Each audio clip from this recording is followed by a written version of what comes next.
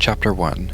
Childhood. Despite the belief system I would have to deconstruct throughout my life, my childhood wasn't all horrible. I had loving parents who tried to do their best, I had a supportive family that would do as much for me as they could, and by the age of 6, I was given a whole new set of puzzle pieces. A new family of a stepmom and step-siblings, pieces that didn't quite match the original image but in some ways came together to form a new one. However, while frantically trying to create my new puzzle, I was desperately trying to reassemble the pieces that had been lost in the original. While not all quite getting them back, I tried to make sense of what I could. With each piece picked off the ground, I saw a previous version of myself. Everyone had to be careful with these pieces. Some too sharp to touch, some too fragile to hold. Every step moving forward was hesitant, afraid these shards might just cut even deeper. Trauma was a daunting word for me. Realizing I had been through trauma, even if not discovering so till a much older age, as alienating as it was, finally being able to accept that I had been through trauma was a day healing could begin. Universally, trauma shapes the way we see the world. My experience with it, to transform my pain into art. As for others, to bury it beneath and hide it away with their quietest moments. Neither of which were options for me. A majority of my earliest childhood memories only exist as if unfinished sketches,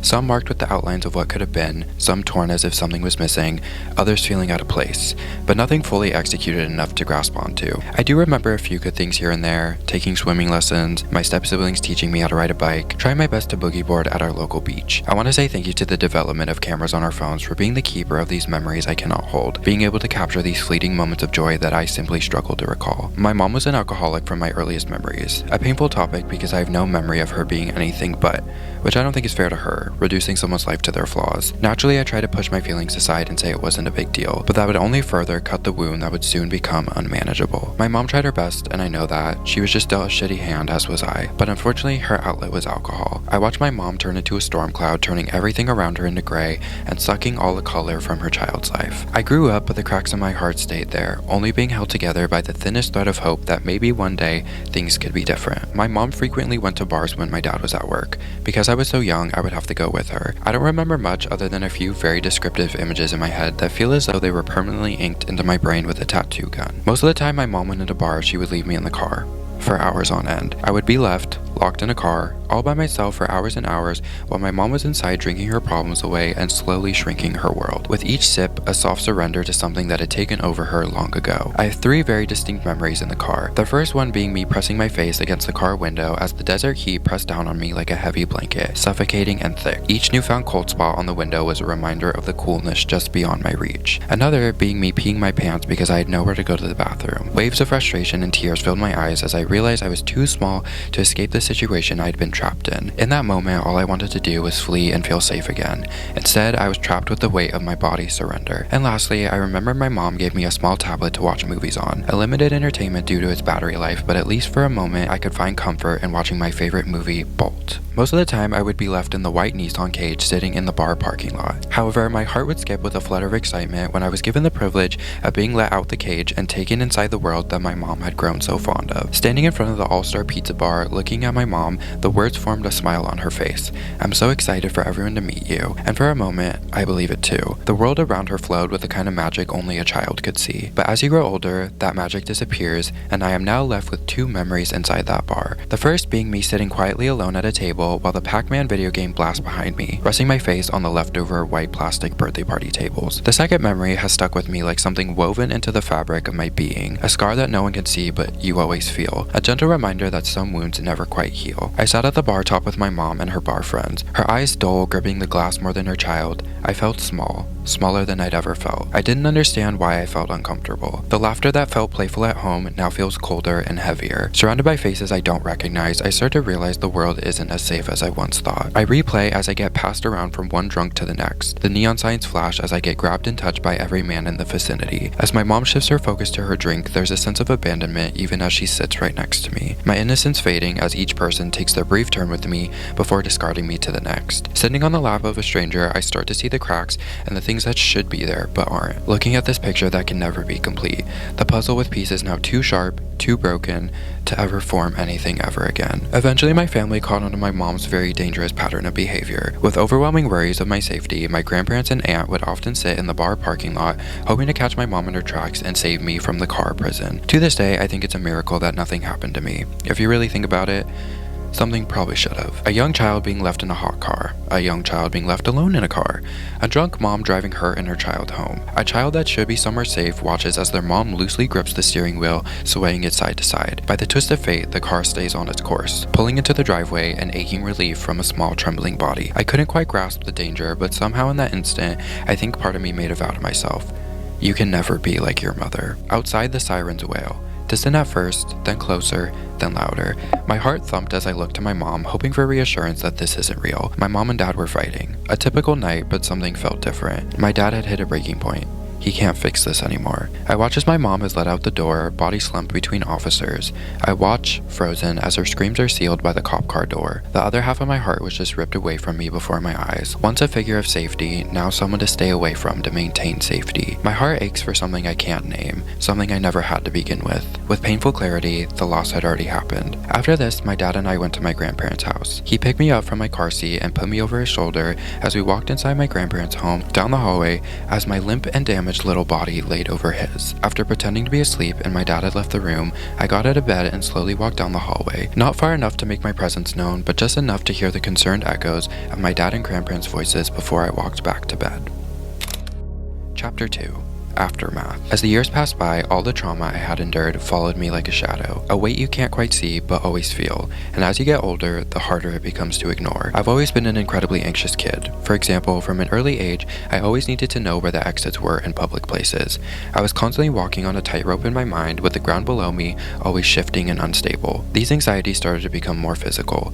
My body started betraying me. My stomach would churn with anxiety, feeling tight and knotted as if unable to breathe. My hands would shake, unable to find a moment of stillness. My heart would pound out of my chest and my face would turn into a deep red shade as if every drop of blood in my body had rushed into my face as I stood there giving a class presentation. Anxiety started bleeding into my life and everything I did, coloring my world darker and darker. At first, it's just a hesitation, a reluctance to raise your hand in class, but soon it becomes harder to breathe when the bell rings. The thought of talking in front of others feeling like a mountain I couldn't climb. My attempts at connections became fewer and fewer, and my thoughts became my new companion. By my high school graduation, I was left with no one to celebrate the mountain I had just climbed. No one to high-five, despite the fact that I almost didn't make it. My childlike energy was replaced with a quiet exhaustion. Simple things like getting out of bed or brushing my teeth became too overwhelming to face. Born from the wounds of my childhood trauma, I was unable to see the world in the way I once did.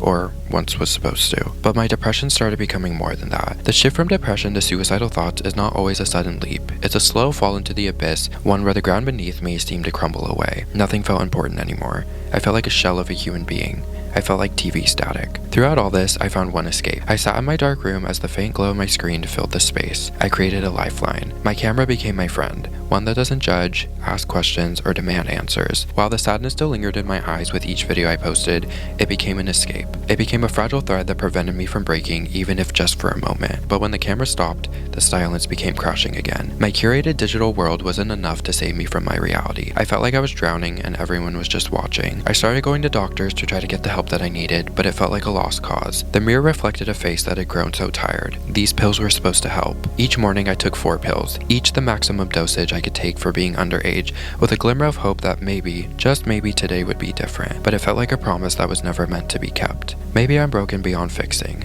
Maybe this is just who I am. Maybe the world would be a better place without me in it. Even though the world tells you there's always hope, even though your grandma says you make everyone's lives better, it's hard to believe when today feels just as hollow as every other day in the last 10 months. The hope that medication would be a lifeline turned into a painful reminder that nothing could fix me.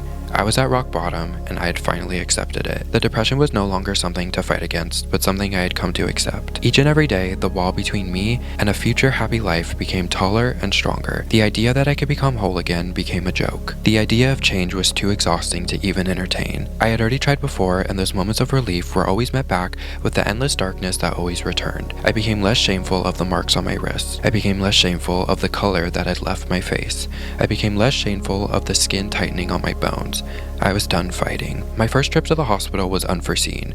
In the beginning of 2021, I went in for a physical, just another routine appointment. As me and my dad sat in the quiet waiting room, I was handed a clipboard with a sheet of paper to fill out before my exam. On the paper was a mental health form, a documentation for the doctors to get a better understanding of how I was really doing mentally. The questions, though on a piece of paper, hung in the air for a moment in time. Simple questions printed on this sheet of paper, but for the first time, it felt like my feelings and well-being was being pushed into the spotlight. Up until until this point, I had held everything inside for so long, tucked into the corners of my mind that no one could see. As I tapped my foot against the soft carpet ground, I hid behind my pen, and with each mark on the page, slowly revealed my misery. When my name was called, I felt a pit in my stomach. This is it. It only takes about 45 seconds of me entering the patient room before I see all the doctors whispering as they unsuccessfully avoid making eye contact with me. I watch as their faces become more serious and concerned. In summation, I am told that due to my mental health form that they are required to send me to the nearest children's hospital due to the significant implications of my form. The doctors give my dad the address to the nearest chalk hospital,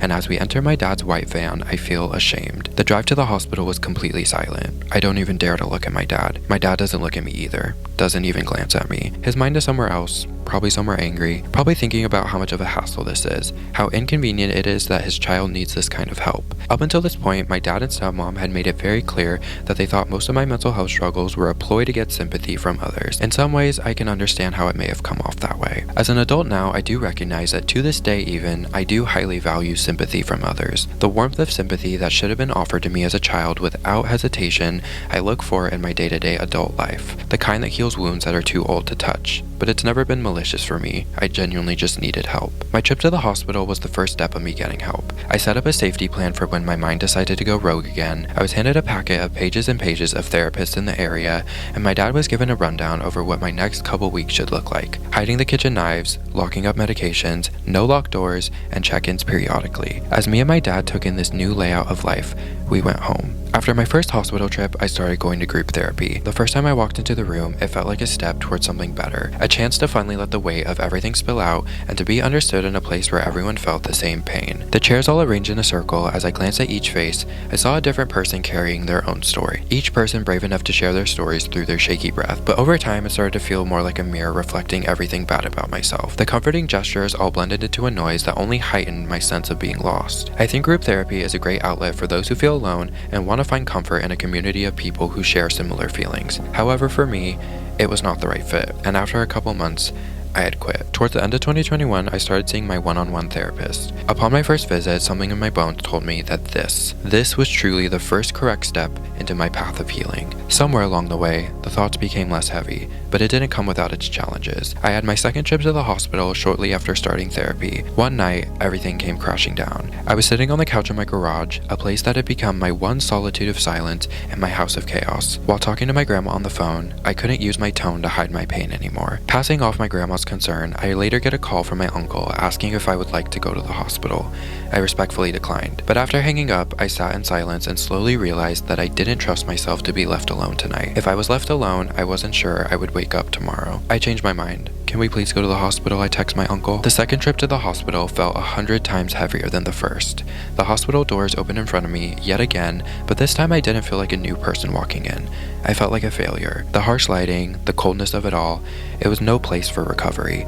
I felt like I was going crazy, answering the same questions, repeating the same steps, and getting the same responses. The conversations coming out of the nurses' mouths felt like a script. As they attached my hospital bracelet, I became just another patient, another number, another person lost in the system. We arrived at the hospital around 8 p.m., but were told that I wouldn't get a bed until around 5 a.m. The waiting room chairs uncomfortable and stiff, and as the night dragged on, I felt more and more alone. After hours and hours of sitting in the waiting room all night, I was finally given a bed. As I entered the room, there were no comforting touches. No soft blankets, no familiar objects to offer even the smallest sense of safety. The hospital bed was hard, cold, and unforgiving. Next to me were 2 windows carved out in the walls for me to be monitored. I felt like a lab rat. I looked at the nurse's face for comfort, but her face was impassive, too practiced to show anything but professionalism. I curled up on the edge of my bed as far from the door as possible.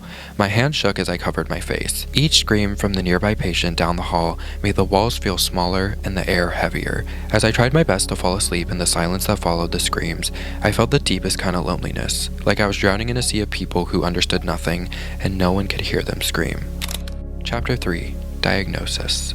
On August 2nd, 2023, I was given a diagnosis of borderline personality disorder, which also happened to be my 18th birthday. Kidding. Well, kind of. In the fall of 2022, I discovered what borderline personality disorder was. For years, I had been living in a storm, unaware of the reason behind the relentless chaos going inside my mind. But as I learned about this new disorder, maybe even for the first time, I felt seen. There was a name for all of this, a reason behind the patterns that I was never able to explain. 3 letters. BPD. I took my newfound information into my next therapy session, and I will never forget the look on my therapist's face. Maintaining her professionalism, it was like we found the missing piece. It wasn't a cure, but it was a revelation. It was like someone had finally given up the map to navigate the lost treasure. For the first time in so long, I felt like I could exhale. Due to its extremity, borderline personality disorder is a diagnosis that will not be diagnosed until at least the age of 18 years old. When I discovered what it was, I was 17. There was never really a doubt in mine or my therapist's mind that I didn't have this disorder. It felt like everything in my life had been leading me to this diagnosis, as if you could view my life as a step-by-step guide on how to get borderline personality disorder. Now, I never really felt comfortable enough to say I had this disorder until my 18th birthday, which is why I jokingly say that I was diagnosed with borderline personality disorder on my 18th birthday, as if when the clock hit midnight, I was magically granted with this life-ruining disorder. I could finally say it out loud. But it wasn't a label, it was the truth. For the first time in my life, I could name what had shaped me. To this day, I am beyond words on how grateful I am that I discovered this disorder so early on in my life. Because of this, I was able to work and heal myself before letting this virus spread any further. Living with BPD is a constant push and pull of extremes, with your emotions becoming larger than life, and in return, your mind becoming exhausted. The fear of abandonment is a key factor in having BPD. Something as little as a delayed text can cause your mind to spiral. Impulsivity, unstable relationships, and more all fall under the BPD umbrella. Despite it all, I was able to get help. Through therapy and self-awareness, I was slowly able to put a guard up for myself in the future while also healing past wounds. I began to understand that my emotions don't define me, that these feelings are not permanent and can be managed. I started to see that healing was not about erasing my past, but rather not letting it hold power over me. Chapter 4. Acknowledgments. I'm not sure when it was, but one day I found myself not looking in the mirror with the same critical eye that I used to, but this time with a gentleness. Each and every day, I found that I was no longer being haunted by the shadows of my childhood. I stopped blaming myself for things that aren't my fault. The dark memories of my past no longer have the same power. Becoming gentle with myself was the best possible thing I could have ever done. At first, it felt foreign, like a luxury I didn't quite deserve, but in those moments of gentleness, I discovered a profound truth, that being kind to yourself is the key to true healing. The storm inside my mind has calmed, not entirely gone, but now manageable. If my past has taught me anything, it's how to turn pain into something beautiful. Throughout all of this, I remained creating videos. I created my own lifeline. The rawness of my emotions, something that used to daunt me, now fuels my creativity. With every video, despite the topic, I open up a window to my heart. I found a quiet satisfaction in reading responses of people all around the world brave enough to share and trust me with their own experiences in their lives, and somehow, in some way, my videos can help them. In those moments, the healing isn't just for me. It's a bridge to others who are still struggling, still finding their way out of the darkness. I found my voice through the lens of my camera. The pain is still there, but I've turned it into something beautiful, something that has the power to help others heal too. My healing isn't over, but it's something I no longer fear or shy away from, and now I can share it with the world. My hope to you is that you too find your own lifeline. Despite what it is, I hope you find something that can offer you comfort, and that can remind you that you are not alone, that you matter. I now sit here retelling my story, remembering every detail all too well, but I just want to say thank you for taking the time to listen to my story and giving me a space to heal. It has meant more to me than you'll ever know.